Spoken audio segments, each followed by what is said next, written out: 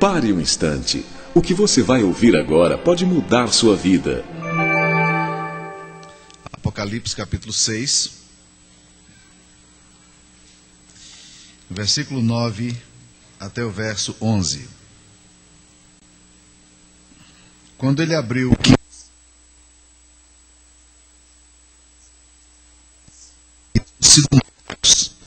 por causa da palavra de Deus e por causa do testemunho que sustentavam. Clamaram em grande voz, dizendo: até quando, ó soberano Senhor, santo e verdadeiro, não julgas nem vingas o nosso sangue dos que habitam sobre a terra? Então a cada um deles foi dada uma vestidura branca, e lhes disseram que repousassem ainda por pouco tempo, até que também se completasse o número dos seus conservos e irmãos, que iam ser mortos, como igualmente eles foram. Essa é a palavra do Senhor. Nós estamos estudando o livro de Apocalipse. No capítulo 4 nós vimos que João é introduzido num cenário meta-histórico. Ele tem uma visão dos céus, e quando ele chega na visão dos céus, ele percebe que os céus tem um trono, e nesse trono está sentado o ancião de dias. Nesse trono está sentado o próprio Deus. E quando João percebe todas essas coisas ali, ele percebe o que está acontecendo, e dentro desse céu ele vê o Cordeiro de Deus. O capítulo 5 nos fala de um livrinho fechado, escrito por dentro e por fora. E quando nós vamos lendo o capítulo 5, a Bíblia nos diz que João chora muito, porque João percebe que ninguém é capaz de desvendar esse sentido da história. Esse livro, como nós estudamos semana anterior, fala-nos exatamente dessa experiência de que o livro da história da humanidade está nas mãos de Deus. E não está um livro aberto para qualquer rabisco. Ele é um livro pleno, ele é um livro escrito, é um livro selado. E quando João chora, tentando entender o sentido deste livro, ele diz que não vê ninguém capaz de abrir o livro, mas alguém se aproxima dele e fala: não chores, porque o leão da tribo de Judá, ele é capaz de abrir esse livro, ele vai abrir esse livro. E quando João olha, vimos que, por incrível que pareça, embora a palavra seja dita para ele que o leão vai abrir esse livro, quando João olha ali no trono, ele não vê o leão, ele vê o cordeiro. E nós explicamos que isso é porque, na visão dos seres glorificados, eles veem a autoridade de Jesus. É por isso que os espíritos malignos, quando se confrontam com Jesus aqui na terra, eles haviam diante de Jesus e se ajoelhavam. Eles reconheciam a autoridade de Jesus nesse mundo espiritual. Mas a visão que João tem não é a visão de um Cristo glorificado, mas a visão de um cordeiro que foi morto e pelo seu sangue comprou todos os povos de todas as tribos e nações. E João agora percebe que esse cordeiro vai abrir o livro. No capítulo 6 que nós estudamos semana passada, eu prometo não dar aquele mesmo grito que eu dei na semana passada. Eu tenho certeza de que ele foi muito bom para acordar alguns que estavam adormecidos. Mas a primeira reação que acontece no capítulo 6 é que começam a abrir os selos. E o primeiro selo que abre, ele fala-nos de um cavalo diferenciado dos outros cavalos, que é o cavalo branco. Você pode acompanhar no capítulo 6, versículo 2. Quando entra no capítulo 6, versículo 3, aparece aí o cavalo vermelho, que é o símbolo da guerra. No capítulo 6, versículo 5, o cavalo preto, que é o símbolo da economia. E no capítulo 7, fala do cavalo amarelo, que é o símbolo da peste, da doença, das grandes assolações que acontecem na face da terra. E nós mostramos que a história da humanidade, ela é movida por essas grandes catástrofes. Quando nós estudamos a história universal, a história do Brasil, nós sempre estamos estudando isso. Nós estamos estudando as variações da economia, nós estamos estudando as variações das guerras, as guerras que marcaram, as guerras épicas que marcaram a história. Nós estamos estudando a questão da fome, da miséria, das pestes que assolam muitas vezes a nação. E nós mostramos que o cavalo branco é esse cavalo que interage com essas forças que agem na história. O cavalo branco é o símbolo de Jesus Cristo, aquele que saiu vencendo e para vencer. A história está nas mãos dele. E ele interage com essas ações e reações na humanidade. E isso não é um evento do passado e nem é um evento do futuro, mas é um evento do passado que se atualiza no presente e se atualizará no futuro, porque essas forças históricas, elas estão sempre se movendo, e de tempos em tempos, e nós estamos vendo elas aqui e acolá, e nós não sabemos onde elas vão eclodir. Hoje estamos em paz, amanhã tem guerra, hoje nós não temos peste, amanhã tem. Quando você pensa que controla uma determinada enfermidade, outra enfermidade terrível chega e transforma a história da humanidade e se torna história para que os alunos estudem sobre ela. O que é interessante é que quando nós entramos no versículo 9, que lemos agora, o texto nos fala de um cenário, ainda do céu, dizendo: quando ele abriu o quinto selo, vi debaixo do altar as almas daqueles que tinham sido mortos por causa da palavra de Deus e por causa do testemunho que sustentavam e clamavam em grande voz. O que nós vemos aqui agora é o quinto componente da história. E o quinto componente da história, meus queridos irmãos, nada mais é do que a oração. E de uma forma muito particular, a oração daqueles que morreram por causa da fé. Há um enorme impacto na vida da humanidade quando o povo de Deus, principalmente quando o povo de Deus se reúne unanimemente para clamar por uma determinada situação. A história americana ela é marcada por uma guerra civil terrível. E esta guerra civil se deu exatamente na época que Abraham Lincoln era o presidente dos Estados Unidos. E ele convocou publicamente, como homem piedoso e homem de fé que ele era, homem protestante, ele convocou publicamente a nação americana para orar. Ele disse: eu gostaria de convocar todos os líderes religiosos, de todas as religiões, para que nós decretemos que tal dia será o dia de jejum e o dia de oração.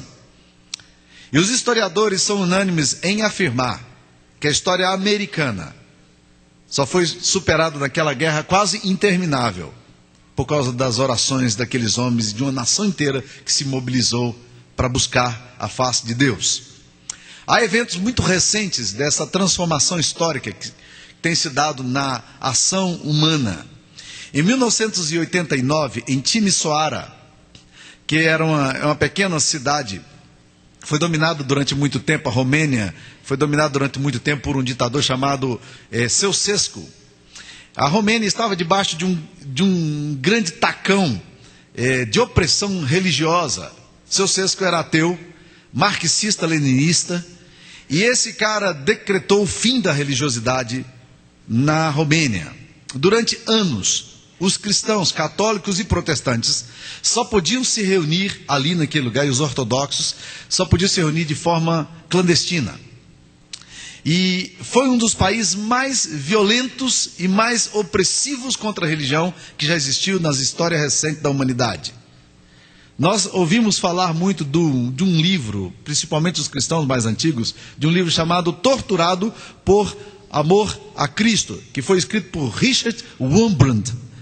Esse homem foi liberto por causa da intervenção e das orações de pessoas, e ele conta que quando ele atravessou a fronteira, e ele chegou num país que tinha liberdade religiosa, ele chegou maltrapilho, e ele foi para uma igreja num domingo de manhã, e quando ele chegou ali, domingo de manhã, ele começou a chorar ao ouvir os cânticos daquelas crianças que estavam na escola dominical, porque ele era um sacerdote cristão, e anos a fio ele tinha ficado debaixo de grande tortura por professar a fé em Jesus Cristo. Ele conta que viu muitos pastores e padres renunciando à fé por causa da tortura, da intensidade da tortura que eram ministradas a eles. Em 1989, Ceausescu dominava com mão de ferro ainda. E um pequeno pastor de uma igreja batista resolveu, ali em Timisoara, essa cidadezinha pequena, ele resolveu fazer um culto no dia do Natal. E ele então já estava fazendo alguns manifestos públicos e estava chamando a atenção do país inteiro da Romênia em relação à sua pessoa.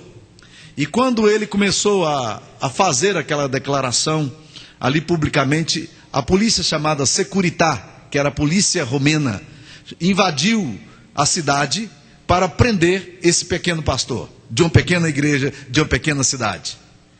O que eles não imaginavam é que a comunidade inteira de Timisoara reagiria de uma forma maravilhosa àquele evento. As pessoas foram para o redor da igreja, na quadra inteira. Imagine que nós estamos aqui na Desembargador Jaime.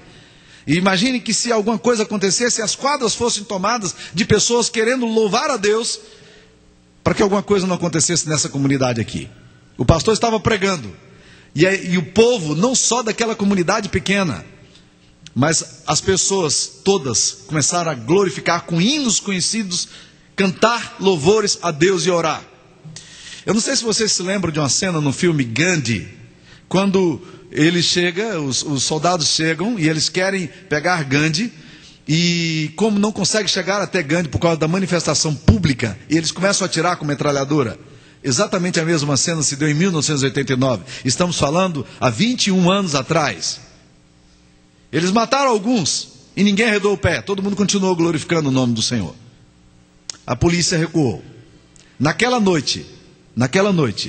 mesma noite, véspera de Natal, ali na Romênia, seu Sesco é deposto do seu cargo e ele e a sua esposa são executados dentro do palácio. E novamente, os sinos podem bater naquele país que durante tantos anos fora dominado por uma opressão religiosa tão grande. Estamos falando de 21 anos atrás. Centenas de pessoas, meus queridos irmãos, morreram por causa da sua fé no século 20. Estima-se que mais pessoas morreram no século 20 por amor a Jesus do que todos os 19 séculos anteriores somados. Centenas de milhares morreram debaixo da opressão da cortina de bambu, a China comunista de Mao Tse-tung. Milhares de pessoas foram condenadas na União Soviética, antiga União Soviética, e debaixo de regimes horríveis de dominações e opressões. A Bíblia, porém, está falando que a morte dos mártires e o clamor dos mártires não é em vão. Recentemente, não faz muito tempo, coisa de um ano atrás, aconteceu na Índia o assassinato de um cristão, de um pastor missionário que cuidava de cerca de 100 leprosos na Índia. Ele foi assassinado brutalmente por grupos radicais hinduístas. Ele morreu ao lado do seu filho de 7 anos de idade. O nome dele é Stanley, não esqueço por causa do nosso Stanley aqui. Sempre, quando vou contar essa história, eu me lembro do nome. Esse pastor Stanley foi assassinado brutalmente. E não havia razão, a razão era meramente religiosa. O que aconteceu? As câmaras e também todos os jornais foram entrevistar a mãe, a esposa desse pastor. E essa esposa e a filha desse pastor testemunharam maravilhosamente de Jesus, dizendo publicamente: nós perdoamos os nossos algozes. Nós perdoamos aqueles que mataram o meu pai e aqueles que mataram o meu esposo. E a Índia, que é um país mesclado por muitas manifestações religiosas, as autoridades da Índia então resolveram colocar isso aí como vinhetas nos jornais principais do país, para trabalhar a questão da reconciliação religiosa. Meus queridos irmãos, se deu há 1 ano, 2 anos atrás, não mais do que isso. Vocês devem ter ouvido falar desse homem que foi assassinado. Mas o que aconteceu? A morte desse homem se tornou um enorme testemunho da fé em Cristo para a Índia. E centenas de pessoas, no sepultamento desse pastor, 100.000 pessoas estiveram presentes, de diversas religiões, para proclamar a reconciliação entre as religiões. O que nós estamos